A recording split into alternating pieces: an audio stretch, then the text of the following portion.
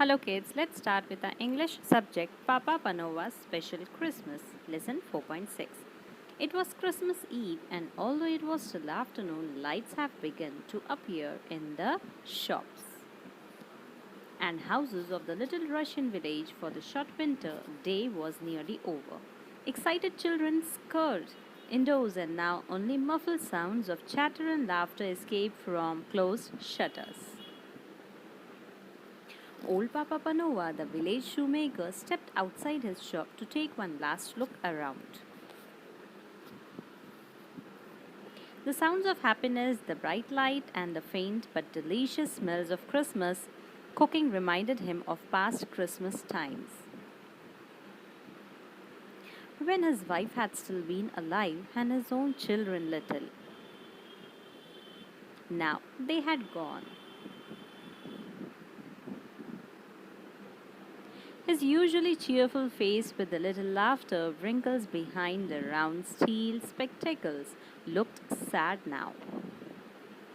But he went back indoors with a firm step, put up the shutters, and set a pot of coffee to heat on the charcoal stove.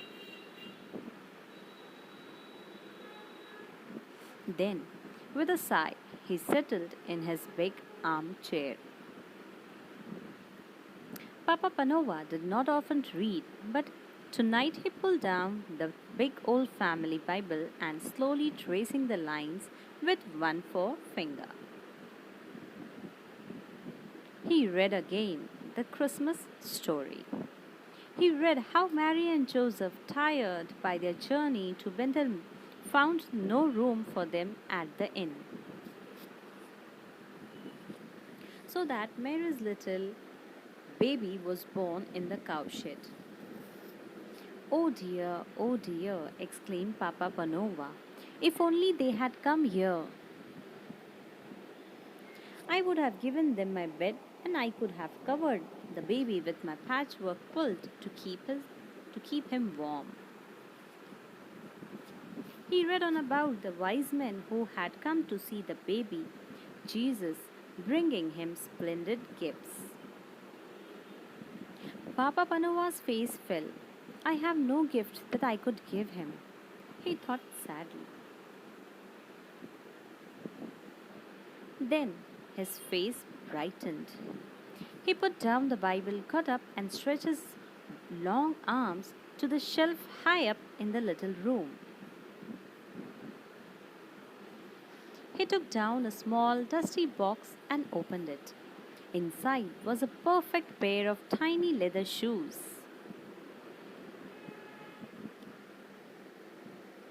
Papa Panova smiled with satisfaction. Yes, they were so good as he had remembered the best shoes he had ever made. I should give him shoes, he decided as the gentle put them away and sat down again. He was feeling tired now, and the further he read, the sleepier he became. The print began to dance before his eyes so that he closed them just for a minute. In no time at all, Papa Panova was fast asleep. And as he slept, he dreamt. He dreamed that someone was in his room and he knew at once, as one does in dreams, who the person was. It was Jesus. You have been wishing that you could see me, Papa Panova, he said kindly. Then look for me tomorrow. It will be Christmas Day and I will visit you. But look carefully, for I shall not tell you who I am. When at last Papa Panova awoke, the bells were ringing out and a thin light was filtering through the shutters. Bless my soul, said Papa Panova, it's Christmas Day. He stood up and stretched himself, for he was rather stiff.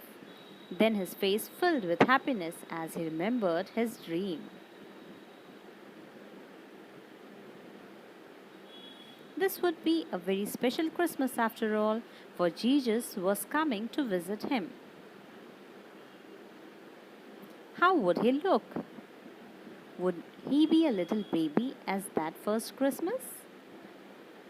Would he be a grown man, a carpenter, or the great king that he is, God's son? He must watch carefully the whole day through so that he recognized him however he came.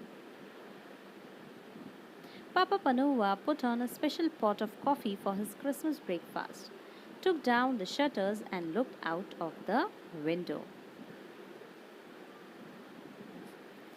The street was deserted. No one was stirring yet, no one except the road sweeper. He looked as miserable as dirty as ever, and well, he might. Whoever wanted to work on Christmas Day and in the raw, cold, and bitter freezing mist of such a morning? Papa Panova opened the shop door, letting in a thin stream of cold air. Come in, he shouted across the street cheerily. Come in and have some hot coffee to keep out the cold. The sweeper looked up, scarcely able to believe his ears. He was only too glad to put down his broom and come into the warm room. His old clothes steamed gently in the heat of the stove, and he clasped both red hands round the comforting warm mug as he drank. Papa Panova watched him with satisfaction, but every now and then his eyes strayed to the window. It would never do to miss his special visitor. Expecting someone? The sweeper asked at last. So Papa Panova told him about his dream. Well, I hope he comes, the sweeper said. You have given me a bit of Christmas cheer I never expected to have. I would say you deserve to have your dream come true. And he actually smiled. When he had gone, Papa Panova put on cabbage soup for his dinner, then went to the door again, scanning the street. He saw no one, but he was mistaken. Someone was coming. The girl walked so slowly and quietly, hugging the walls of shops and houses, that it was a while before he noticed her. She looked very tired, and she was carrying something. As she drew nearer, he could see that it was a baby wrapped in a thin shawl. There was such sadness in her face and in the pinched little face of the baby that Papa Panova's heart went out to them. Won't you come in? He called, stepping outside to meet them. You both need a warm by the fire and a rest.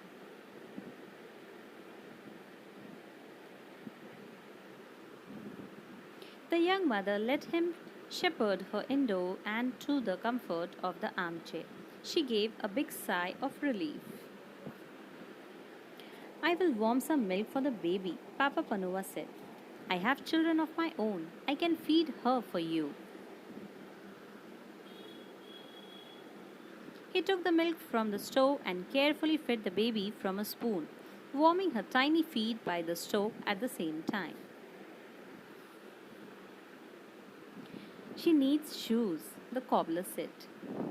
But the girl replied, I can't afford shoes. I have got no husband to bring him home money. I am on my way to the next village to get work. A sudden thought flashed through Papa Panova's mind. He remembered the little shoes he had looked at last night, but he had been keeping those for Jesus. He looked again at the cold little feet and made up his mind. Try these on her, he said, handing the baby and the shoes to the mother. The beautiful little shoes were her perfect fit. The girl smiled happily and the baby gurgled with pleasure.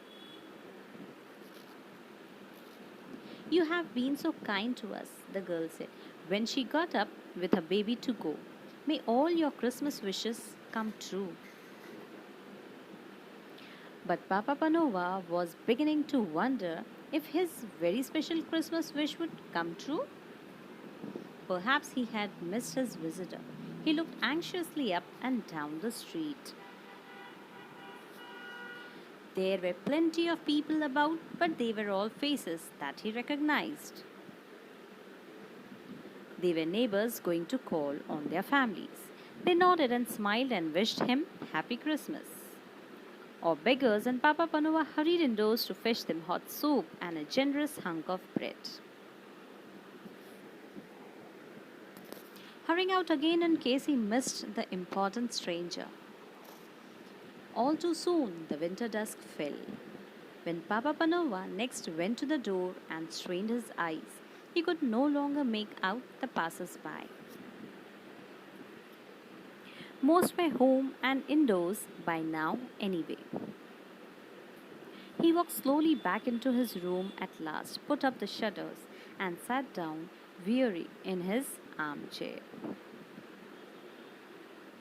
So it had been just a dream after all. Jesus had not come. Then all at once he knew that he was no longer alone in the room.